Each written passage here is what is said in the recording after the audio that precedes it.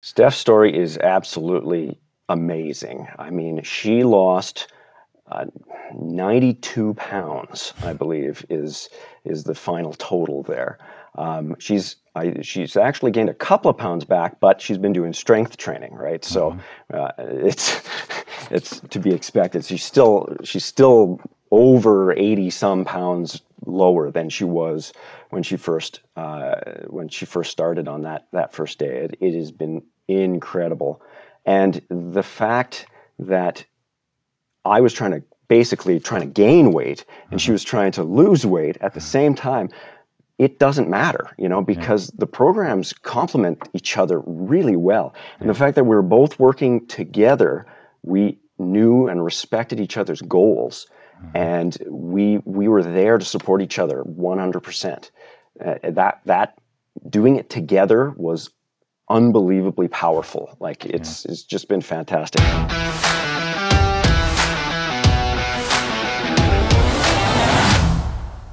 All right, my friend, welcome back to another episode here on the Fit Father Project podcast. Again, this is Dr. Anthony Balduzzi. I'm the founder and CEO here at the Fit Father Project, the host of this podcast. And in just a moment, you're going to get the privilege of listening to an amazing conversation with one of our program members, Chris Pleasance. Now, unlike a lot of guys we've had onto the show up to this point, Chris joined the Fit Father Project without the intention of losing weight. In fact, Chris has always been a skinny guy his whole life. He describes himself as a classic hard gainer. And as he moved into his 40s, he found that he was just skinny fat. After years of working a long job, he didn't feel like he had the strength and the confidence. So Chris ends up joining our old school muscle building program for guys 40 plus, and he totally transforms his life. And that's special. And in this episode, Chris and I get into some of the specifics of building muscle after 40, a lot of the stuff he learned along the way with training principles, nutrition, recovery. But what I think is really special and touches my heart is that Chris didn't do this alone. He did it with his wife, Steph Plaisher, and you're going to hear about the amazing transformation she made alongside of Chris using our Fit Mother program. And that's why this episode is completely exemplary, in my opinion, of what it means to be a fit father and a fit mother and to come together for the common goal of building healthier bodies and building a healthier family. The Pleasants absolutely represent that. So enjoy today's episode. I think you're really going to love it. I know I had a great time during this conversation. And also, if you're interested in the programs that Chris talks about, whether it's the Fit Mother program that his wife Steph used, or the old school muscle building program that Chris used, and many other guys that will come on this podcast are using to get stronger after 40, then you can visit our websites, fitmotherproject.com and fitfatherproject.com. And we have a promo code podcast15. That's PODCAST 15, where you can get 15% off those programs and you get started following Chris to a stronger, healthier body after 40. Enjoy today's episode. All right, Chris. Welcome officially to the Fit Father Project podcast. Before I hit record, I said that this conversation was a long time coming, and I meant it because you've been just an amazing program member, a pillar of our community for many years now, you and your wife. So I'm so proud and honored to have you on here to hear your story. So to kick off, we're going to get into a lot of great stuff today. I'd love for you to introduce yourself to everyone listening, your name, your age, where you're from, a little bit about your family, and then we'll get into your Fit Father story. Yeah, thanks for having me, Dr. A. So my name is Chris Pleasance. I'm 45 years young. I live in Canada, central Canada. I'm originally from southern Ontario, but I live in Portage la Prairie, Manitoba. So for folks in America, that's about an hour and a half drive north of the border with North Dakota. Mm-hmm. So. And I have a wife, Steph, who is a FMP member of some renown, and we have two boys, Devin, who's 9, and Jace, who is 6. So how many years ago did you find the Fit Father Project, and what led you to find us? What was going on in your life when you started looking for things? Like, let's go back to the beginning there, and even if you want to fill in some stuff ahead of time, like the build up in your life, let's start your Fit Father journey. I want to hear about it. Sure. Well, I mean, I'm one of those guys that a lot of people are jealous of. He could eat whatever he wants, and he's always small. He's always slim. I'm 5'11". I'm a hair short of 6 feet tall, Mm-hmm. so I'm 5'11 and a half or something like that. I've bounced between 145 pounds and 165 pounds for pretty much my entire adult life, at 5'11" and a half. When I was as a teenager, a teenager growing up in the 80s, Arnold Schwarzenegger was my idol. But I never had any illusions that I would be able to be a bodybuilder like that. But so you always have that kind of, you see that growing up, and you want to try and do things. So as a teenager, I dabbled with weights and whatnot. And when I was 19, a roommate of mine kind of took me under his wing, and he showed me some pointers and things on how to build some muscle to some degree. It certainly wasn't at the level of the program that Fit Father Project offers, but it was something I was talking about. You have to eat more. You have to, do these things. So, and I did that for a few months. And then eventually it peters off, a 19-year-old, you're scatterbrained to begin with. So, but I did enjoy that, when I was doing it. I enjoyed the workouts. I enjoyed the concept of weight training in general. But for a long time, I didn't get back to that. I spent plenty of time over the years doing different kinds of personal training. I was never a sports guy, but if it was some kind of personal training like yoga, for a while I was doing boxing training, it was personal boxing training. Yeah. I learned how to wrap my knuckles, and I even installed a speed bag, and I was learning how to use that. And actually that leads to an interesting story, which is probably part of the motivation here. So when I was doing that, I decided at one point that I needed to get some shoes, right? So I drove into the city, and I went to one of the sports stores there, and I was talking to the guy, and I'm saying I'm looking for probably a cross trainer or something, and he says, well, what's it for, right? And so very quickly I say boxing, right? Because that's what I was kind of working on. And he looks at me, and he looks down at my arm, and he's like, yeah, really? He didn't say that, yeah. but that was all over his face, right? And then so I, of course, not that I was implying that I'm, a big tough guy. I just said, oh, it was just for personal thing, training. And he says, oh, okay, well, and then he helps me, but it's very deflating, yeah.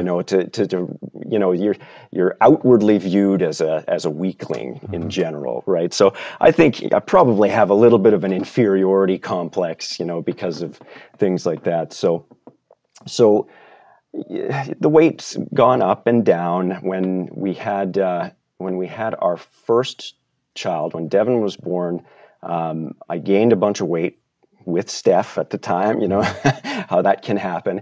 And so I think I was up to about 165 or so, and suits were starting to get a little tight. So I lost some weight just through counting calories, using MyFitnessPal, tracking the calories and everything.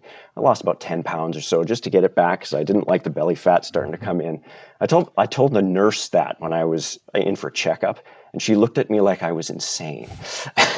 Yeah. Because you're the leanest person she'd seen all week.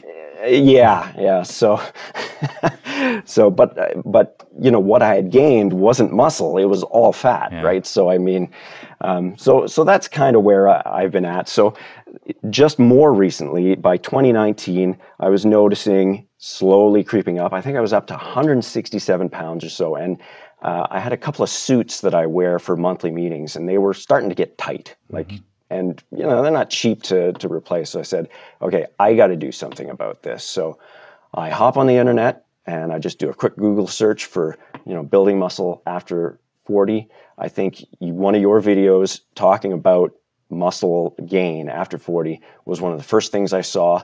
I checked it out, and it was like it just blew me away, because you're providing sound information that I can get behind. Like, this makes sense. I knew a little bit about weight training, right? But after watching that video, I was like, you know what? This guy knows what he's talking about, right?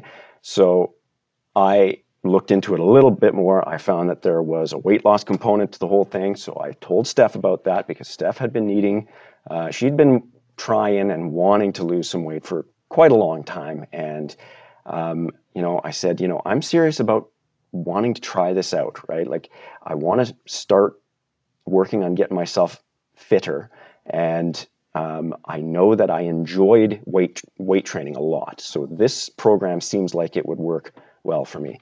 I said, take a look at this. So we looked at it for a while, and then we decided, all right, we're going to do it. So I bought just the standalone Old School Muscle Phase 1, and she bought FM30X. And we then spent the next month not doing the program at all, but simply reading through the material and collecting stuff. We both decided that if we're going to do this, we're going to do it right? So, and I very much went into it with a mindset of, this guy knows what he's talking about. I'm going to forget what I know or think I know, and I'm going to trust him, right? I'm going to go through this and see it. And it's a no-brainer, and it's easy because you lay out the information. You've got the science to prove and explain what's going on. So both of us must have read through the PDFs for those programs like 2 or 3 times in that month. We collected supplements, we collected foods for the shakes and all that stuff throughout that month. During that month, what I did was I went back to the old fallback and I counted calories just to lose a little bit. So I think I lost about 8 pounds or so. I believe I started at Old School Muscle at 159 pounds. And so when it got time to start, that was a fateful day, July 14th, 2019. That was our first day. And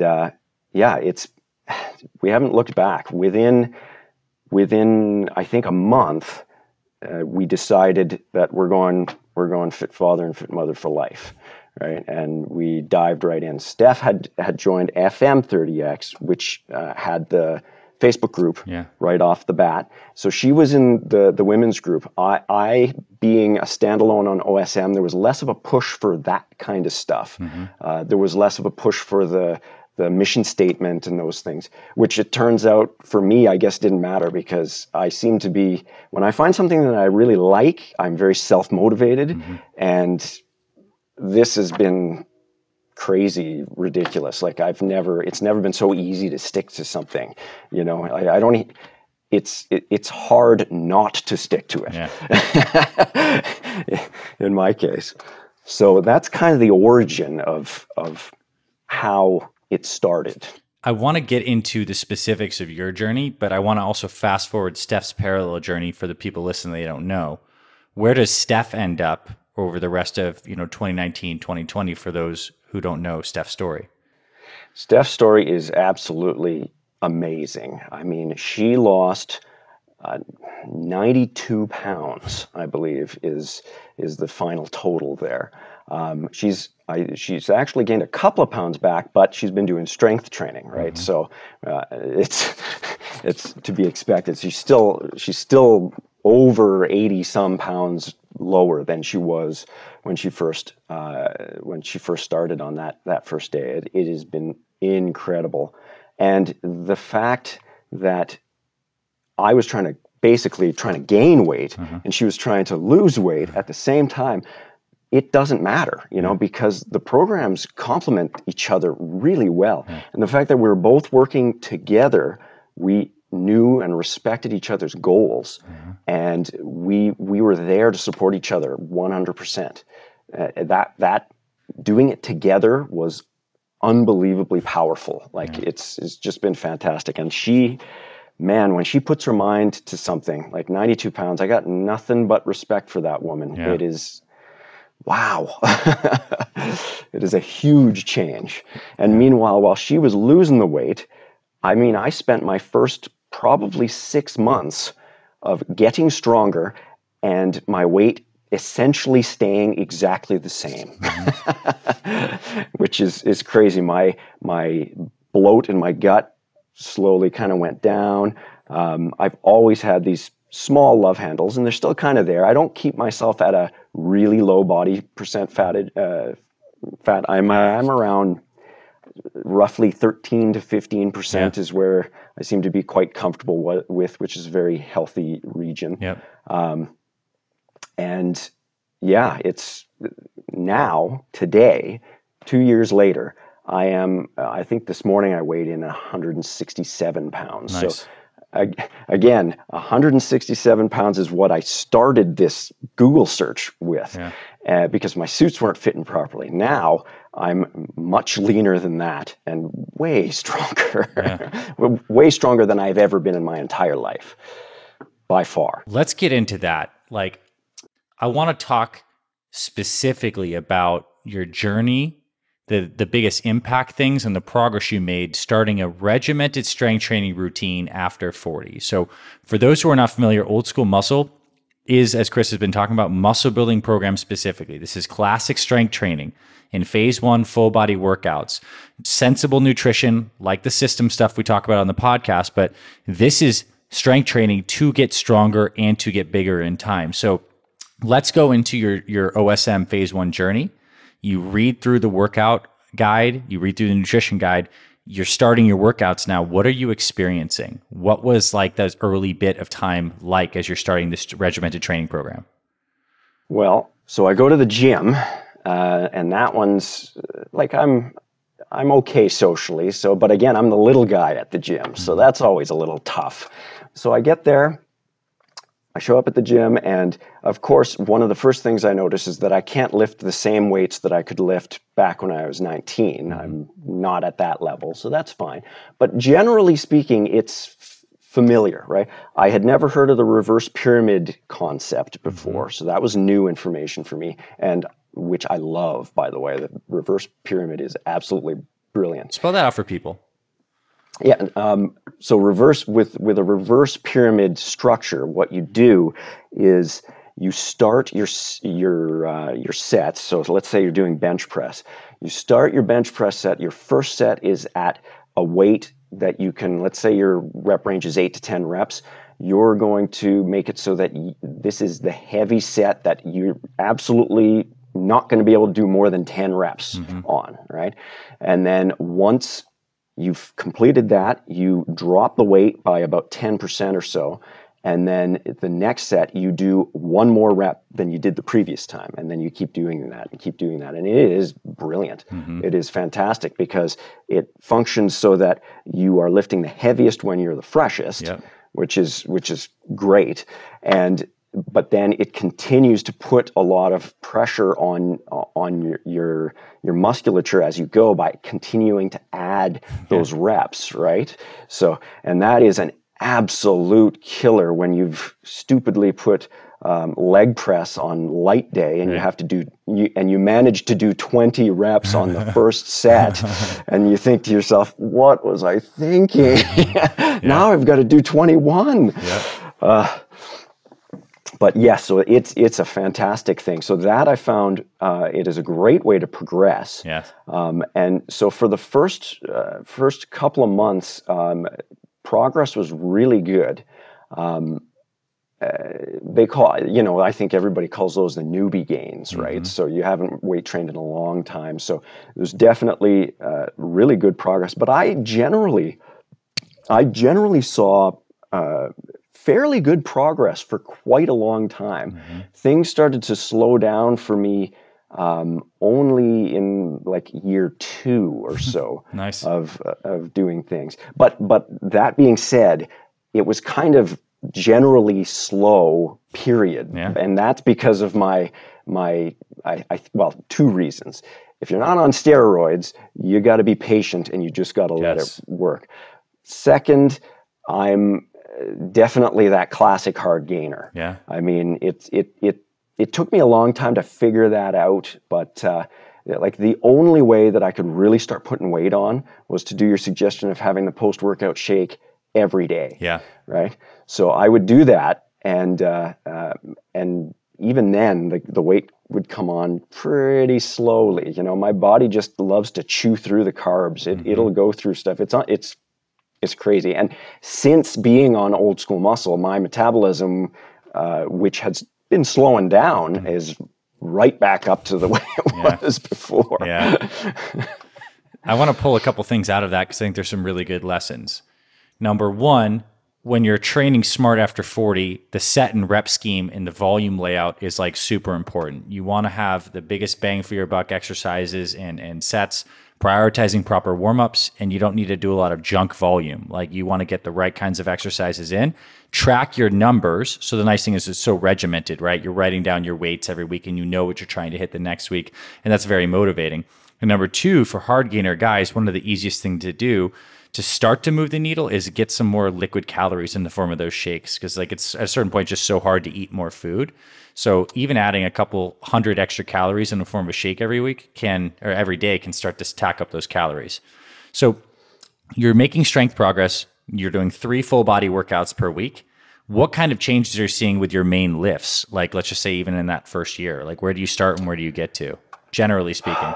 The deadlift is probably a great example. I think when I was first doing my first straight traditional deadlifts, I was doing about 95 pounds, not particularly impressive, but within about a year, it was about 185 pounds. Right? Nice. So that's almost 100 pounds. 4 reps. Yes. Yeah. Yeah. Nice. Now today I'm comfortably doing about 205 on the deadlift. Nice. I can get a good 8 reps out of that, no Nice. problem.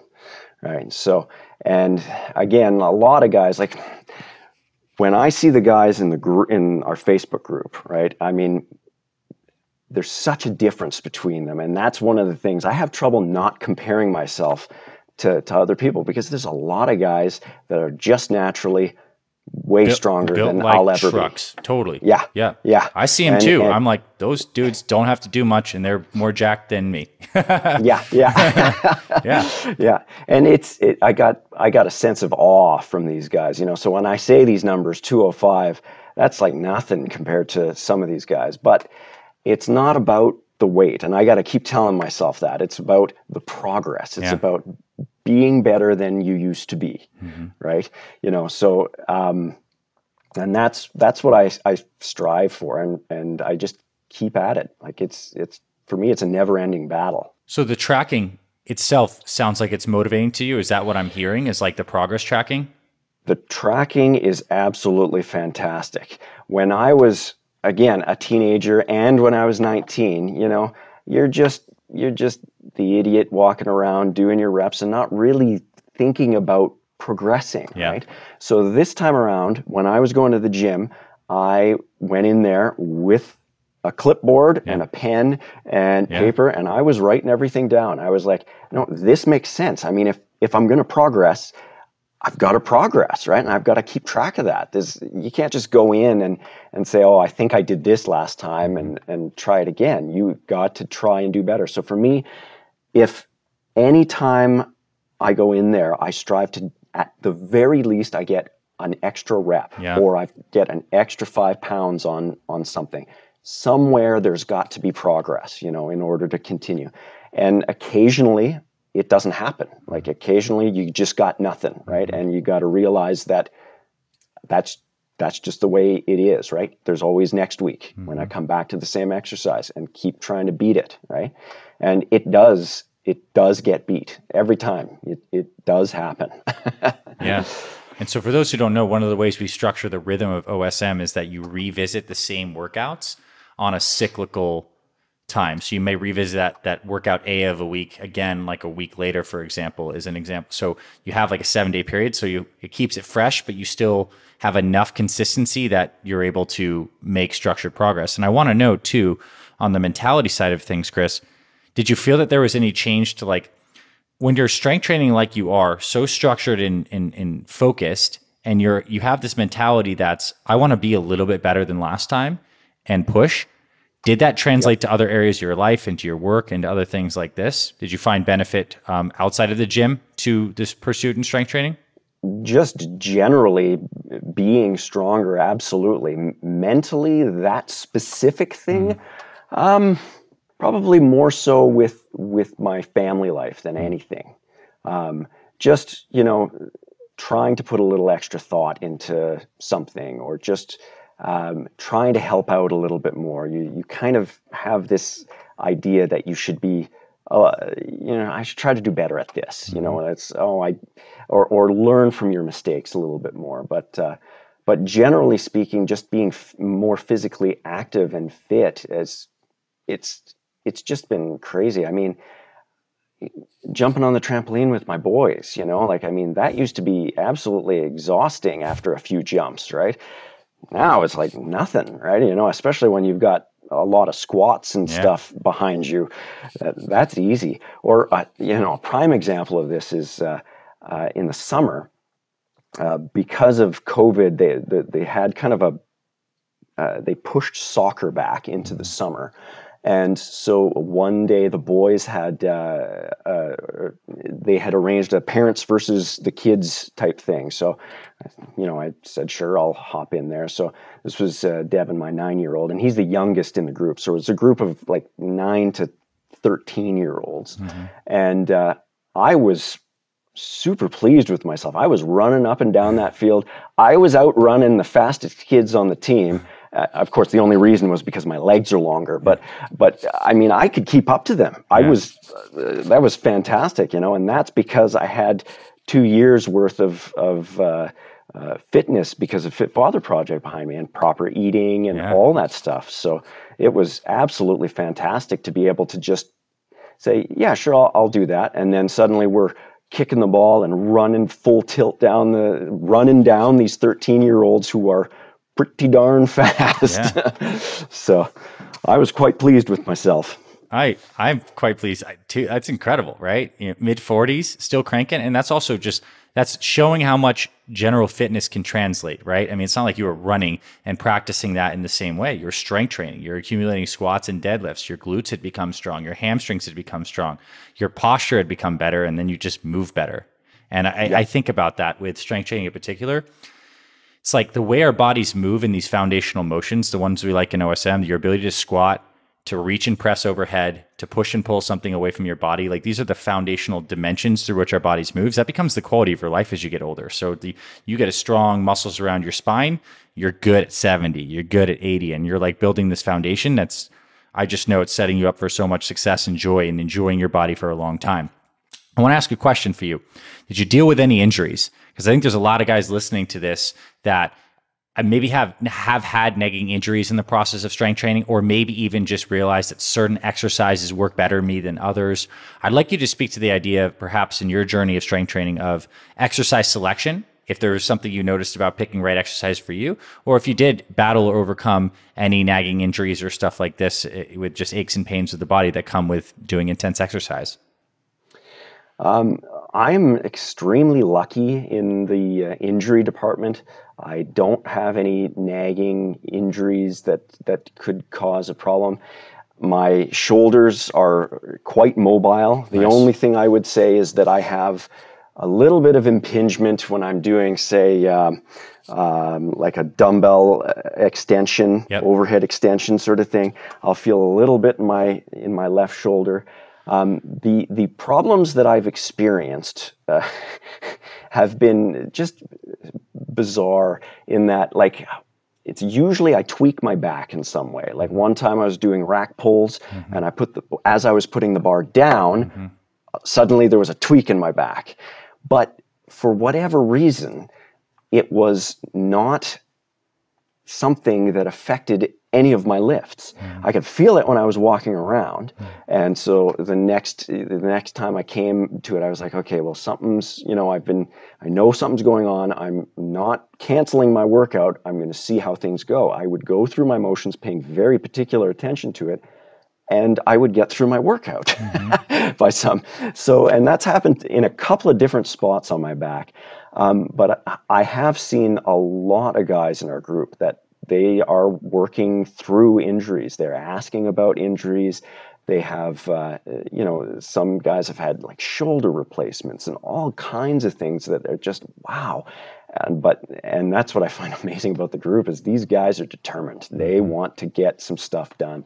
So, Ben and the team are great at being able to come up with alternatives for those types of things. I have lucked out in that there's not really anything that's off limits for me. Nice. Or maybe it's not lucky. Unfortunately, some of the exercises I don't like that much, but I do them anyway because I gotta. When I hear that, something that's just like a philosophical thing that really struck me is we're all dealt these different hands with our bodies. It just is what it is. Like you happen to have a body that sounds like it's more injury proof and limber, yet you have a metabolism that makes it hard for you to gain weight.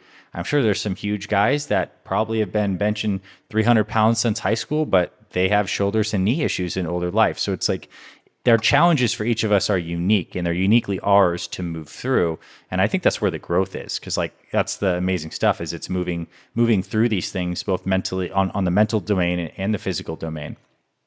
I want to chat on the muscle building front on what you learned about getting in touch with your body, about the ideas of tension, contractions, and just like feeling your body, because a lot of us get disconnected from our bodies. We are working desk jobs a lot. We have poor posture. And then when you start doing these strength training motions and you're activating your body in very particular patterns that are good, you learn a lot about contraction and muscles.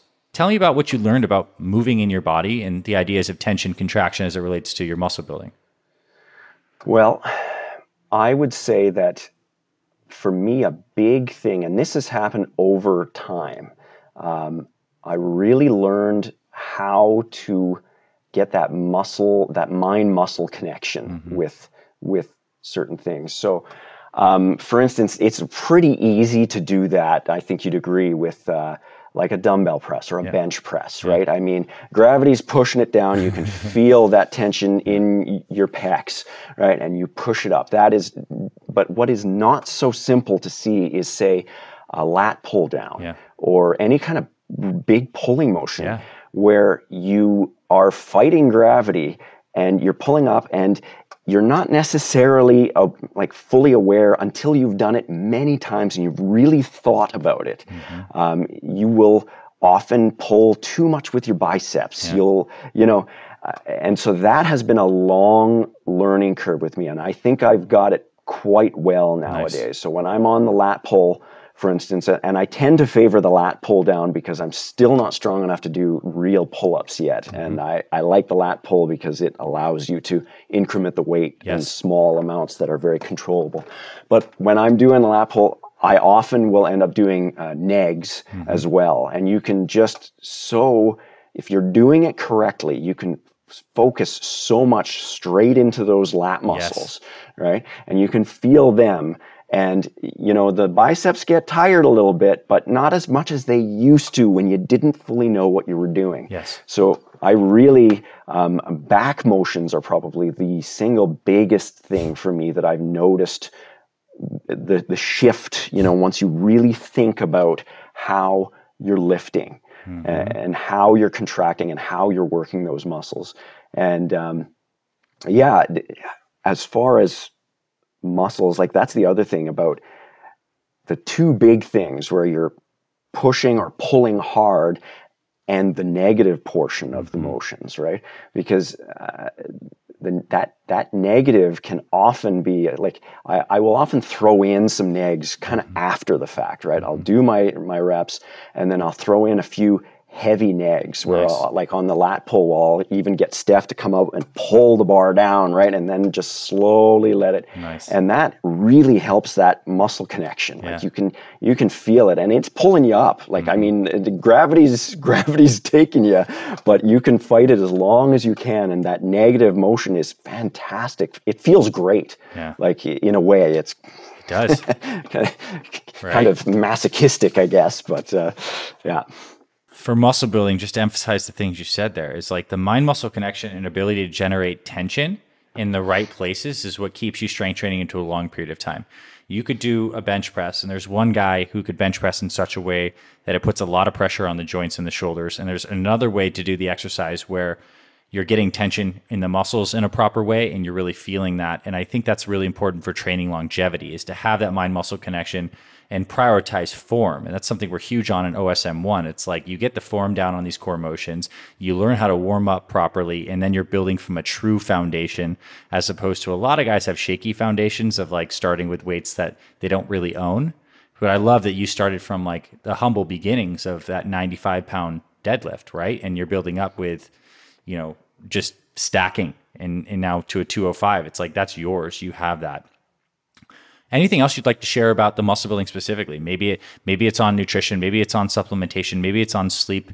I like to round out this part of the conversation, and then I want to talk to you a little bit more about some of the ideas of being a fit father and maybe some more of the philosophical stuff. Well, probably in the nutrition side, I'd like to say that, like, for me, jumping straight into OSM, the nutrition is actually really similar to the FF30X. Yeah. But it's definitely not the same. But it is, I loved counting calories was a means to an end for me in the past, right? I am not a numbers guy, right? So for me, religiously counting my calories and stuff was not something that I was going to sustain over a long period. So that's one of the things I really liked about OSM, is that you had these meal plans, you had shakes and all that stuff. So when I started, I just went at it basically straight out of the recipe book. Well, we've made a few modifications over the years, but generally speaking, we still stick to those types of things. And for me, it's been a lot of trial and error to see where I'm actually gaining weight. And I just got to say that the muscle building chocolate shake is the single best invention that has ever been made. I am not joking when I say that I have literally had that shake almost every day for the last 2 years. Yeah, it's delicious. I look forward to it every day. It's like my reward for like, I go to bed at night thinking, yay, I get to have a shake in the morning. Nice. And this is how much I love this thing. Yeah. So, I mean, and there's a reason that you formulated it that way. You make it so that it actually tastes good, right? Yeah. But it's not just all about flavor. I mean, it is packed full of Super the right quality nutrition. Oh, yeah. Yeah. Every guy who wants to build muscle, I think having a utility shake is one of the best tools. You can do it with just whole foods for sure. And obviously you're eating a lot of good whole foods, but man, those shakes are just like good for so many reasons. Psychologically, they give you the right kind of calories without filling you up too much, because you do need to eat some more food as you're building muscle. So that's amazing that that's become a staple for you. And I know that's going to continue to serve you for a long period of time. Oh, yeah. Nice. Anything you learned about sleep and recovery? I want to ask about that, or anything like, okay, so you're training and you're following our regimented training plan, but obviously life is not always on a regimented thing. Stuff happens. Maybe you get sick. Maybe your body's that. Did you learn anything about taking an extra day off, or auto-regulating, or maybe going a little day sooner? What'd you figure out on that front? Definitely. You mentioned straight off in the material that, I mean, it's always okay to take an extra rest day. Yes. I mean, if you need it, and especially on these, you're putting your body through a lot of trial there, so it needs time to recover. For me, schedules don't typically get in the way. We certainly have changed the way things happen. I used to work out in the evening. Now I get up early and work out first thing in the morning. But I have, there have been times where I felt that it was necessary to take an extra day, or I can tell when it's time to take a deload week. Yes. Where I take everything light for a little while. For a while I was doing Old School Muscle Phase 1, but with instead of 3 days a week, I was doing essentially 4 days a Nice. week. And when I was doing that, after about 4 weeks or so, I could tell that I was starting to feel like I needed to, I don't think I needed a full week that time, but I definitely needed to take about 3 or 4 days to just kind of relax it out, and then I was back in full form again. So absolutely I definitely learned to kind of keep track of that, and along those same lines, the warm-ups that you give for both the lower body and upper body warm-ups, that's another staple. Like every time, I don't mess around with that. Every day I do my warm-ups. Nice. So that I am, because I'm over 40. I mean, there's no messing around. And in fact, even if I wasn't, I mean, I think this stuff still applies to guys who are in their 20s. I mean, we should be smart enough to be. You don't need to invite an injury. Yes. Right. And the warm up stuff is, like, for those who don't know specifically, a combination of some foam rolling, some stretching and some activation exercises that take you a few minutes before training, make your training session more efficient because you warm up the muscles. It's easier to like activate them, get some blood flow going. And it's key. Like after 40, like you said it perfectly, the margin for error is one, smaller. You get hurt, you don't heal as fast. And number two, recovery capacity is everything. So you got to listen to your body, have a structured plan. But if you need an extra day, you take the day off. If you need 3 days at a period of time, because look, it's not just like strength training is the only thing we're doing. Maybe life gets busy. Maybe you don't sleep well for a couple of days. Maybe that day is off. But like it's this dance between structure and flexibility. We talk about this in all the programs, and it really sounds like you found it, Chris, and that's amazing. I want to chat about a little bit of maybe the philosophy of what it means for you now to be a fit father. You joined this program 2 years ago, and you were trying to change your body, but I know a lot more than that has changed in your family. So I'd like for you to speak on what the idea of fit father means, what the idea of having a fit family means, and what some of these values mean to you personally. Well, yeah, like you said, it starts off with just a physical journey. You're trying to do better, but you're right. It does come into a lot more than that. Steph and I are just better parents. We're better people. We're more patient. We're able to do things that we couldn't really do before. You know, I can pick up the boys better now than I could 2 years ago when they were smaller. Yeah, nice. You know, and that's crazy that's doable. The other thing about being a fit father for me, and this was totally unexpected, was the Facebook group. So I didn't join it right away. I joined probably about a month after I started, once we got Fit Father for Life. And I hopped in, and right away I just felt at home. Like the guys, welcomed me. I mentioned that I'm kind of the opposite. I'm small or whatever. And I remember one of the guys saying, big or small, it doesn't matter. We're all trying to be fitter. And that it just resonated with me. And I started seeing the stories that all these guys are talking about. Like, I mean, a lot of these guys are in a much worse position than I've ever been. They're really overweight. They're trying to better themselves. They're fighting against huge hurdles. These are big things to overcome. And my level of awe of these people and what they've been doing it just blew me away. So I started, just throwing up a little motivational meme, which turned into my daily habit, right? Mm-hmm. I do that every morning while I'm drinking my 32 ounces of water. I just scroll out. I try to find something that'll help motivate the guys, and I throw it up on the Facebook page. And the Facebook page has not only provided this brotherhood, but it actually provides me with a little bit of an outlet to just be helpful, right? Because I have so much respect for the Fit Father Project and what it has done for so many people, and it's helping so many people, that if I can give back in just a little way, it's a simple thing every day, but I hope that it adds up over time, and it helps motivate some guys. And I've had guys send me private messages, and it's almost like they think that I work for the Fit Father Project just because I'm posting every day, right? So, and it's like, and I try to help as best as I can. I'm just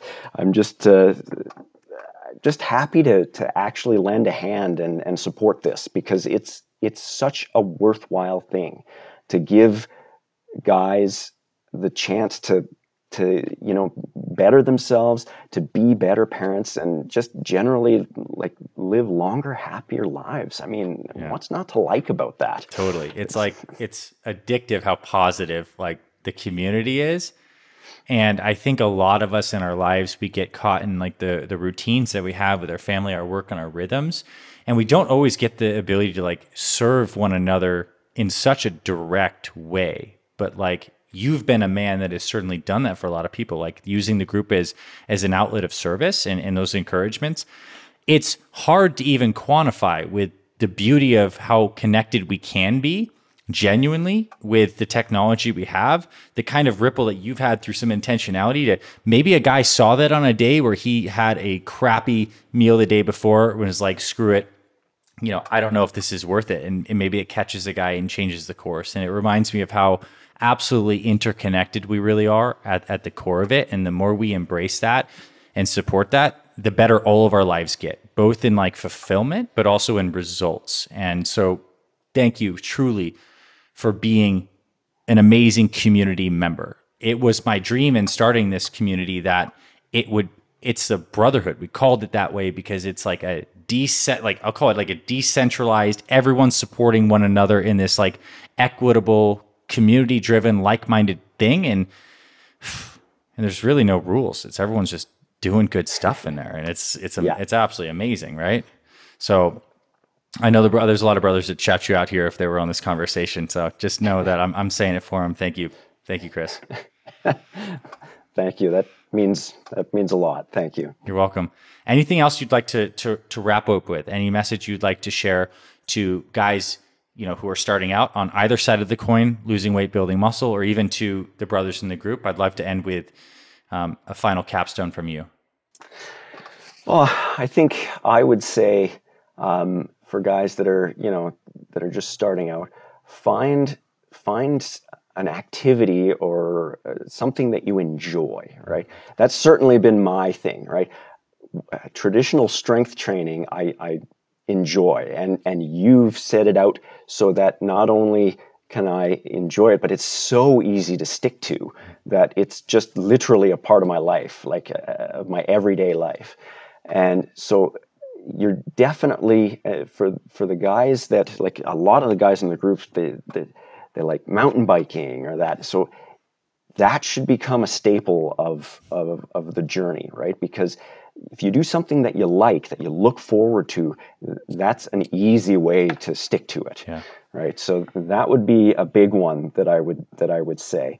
The other thing is that engage in the Facebook group. It really makes a difference. I mean, even if you don't engage too much, view it. Like, check out what the guys are talking about. Even if you just kind of lurk in the shadows and are too shy to say something, there's lots of helpful information, and there's lots of helpful people that'll give you the shirt off their back to give you a hand, to help you out. So that is key, and it's something that I wasn't expecting at all when I first started this, and it's had a profound effect on my life. Chris, thank you, bro. I mean that from all of us. God bless you and Steph, your family, many years of great health and strength. And when you hit that 275 to 300 pound deadlift in a couple of years, I want you back on the podcast. Thank you so much for having me. This has been absolutely fantastic. I can't wait to get this out. Thanks for being here with us, Chris.